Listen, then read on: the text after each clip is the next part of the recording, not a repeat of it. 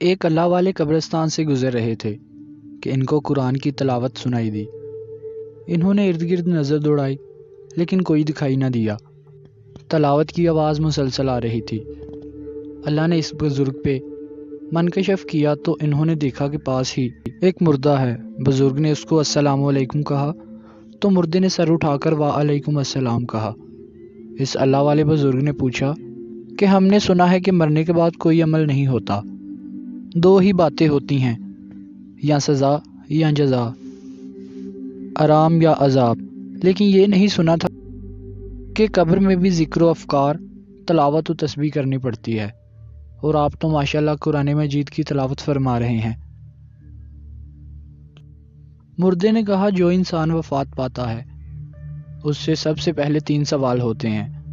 اگر وہ ان 3 سوالات کے جوابات دینے میں کامیاب ہو جاتا ہے تو اس کو کہا جاتا ہے کہ تم کو قبر میں اپنا وقت قیامت کے دن کا انتظار کرنا ہے۔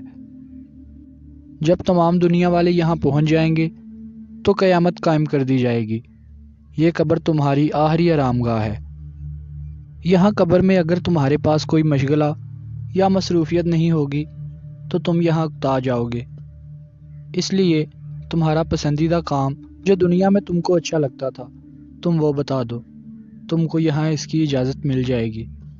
میں تو دنیا میں قرآن کو محبوب رکھتا تھا، لہٰذا میں نے ان سے کہا کہ مجھے قرآن پڑھنے کی اجازت مل جائے تو میرے لیے بہت کچھ ہے، اس لیے مجھے یہاں قرآن کی اجازت مل گئی۔ میں نے قبر میں 70,000 مرتبہ قرآن مجید کی تلاوت مکمل کی ہے۔ میں آپ کو 70,000 قرآن مجید کی تلاوت اجر ہدیہ کرتا ہوں، آپ بس اوپر سے ایک سبحان اللہ کہہ کر مجھے اس کا ثواب دیں۔ اس بزرگ نے جب یہ سنا تو سوچا کہ یہ تو بے حد سستا سودا ہے، ایک سبحان اللہ اور 70,000 مرتبہ قرآن کی تلاوت کا ثواب مجھے ملے گا۔ تو اس نے مردے سے کہا آپ اتنا سستا سودا کیوں کر رہے ہیں؟ مردے نے کہا تم جہاں سے باتیں کر رہے ہو وہ دنیا ہے، دنیا میں سبحان اللہ کہنے کا بڑا ثواب ہے۔